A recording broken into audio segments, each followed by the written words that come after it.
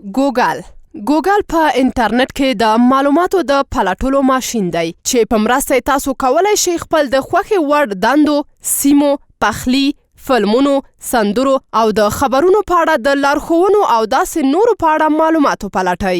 د ګوګل سربیره په انټرنیټ کې د معلوماتو د پلټلو نور ماشینونه هم شتون لري چې په همدې ډول کار ترسره کوي. که چیرې تاسو د کوم شي په لټه کې یاست، کولی شئ په ځیرکو او ټولو ساده موبایلونو کې ګوګل ومومئ. د ګوګل په آیکن کلک وکړئ، وروسته به تاسو د پلټنې برخه ووینئ. په دې برخه کې د هغه څه نوم چې تاسو یې په لټه کې یاست ولیکئ. که چیرې نه لیکئ، په ښي اړخ کې د مایکروفون آیکن کېکاږئ، کلمې په روښانه ډول او په کرارۍ سره ووایئ. وروسته به ګوګل تاسو ته د معلوماتو یو لست وړاندې کړي. هر آپشن آسماني رنګه او تور رنګه لیکنه لري. په لست کې هغه څه چې تاسو ته ډیر په زړه پورې دي ووینئ. په آبي رنګ لیکل شوې لیکنه سرلیکونه دي او په تور رنګ لیکل شوې لیکنه د هغو معلوماتو یو کوچنی پاراګراف دی چې ممکن تاسو یې په لټه کې یاست. که چیرې تاسو په آسماني رنګ لیکنه کلک وکړئ، نو تاسو به ویب سایټ ته راهنمایي شئ او هلته تاسو کولی شئ په زیاته کچه معلومات وګورئ. که چیرې تاسو غواړئ چې له بېلابېلو ویب سایټونو څخه لیدنه وکړئ، نو د بیرته ګرځېدو تڼۍ کېکاږئ او د بېلابېلو آپشنونو له برخې څخه یو وټاکئ.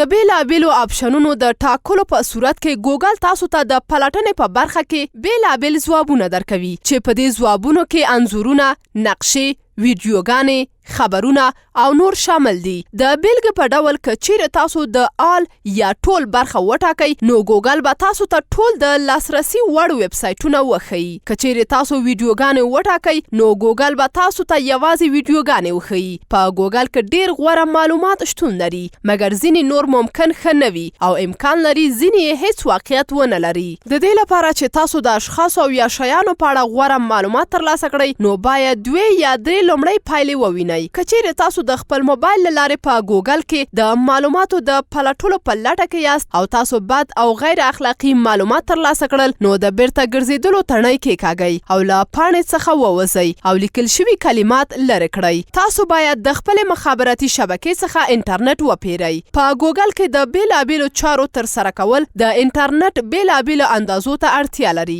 د ویډیوګانو له کتلو وروسته غږیز کلپونه او انځورونه د انټرنیټ د زیات لګښت سبب کیږي، خو په دې ټولو کې د متن پلټل تر ټولو کمه اندازه انټرنیټ مصرفوي. د موبایل انټرنیټ د معلوماتو نړۍ ستاسو مخې ته ږدي، ولې همدا نه ازمویئ؟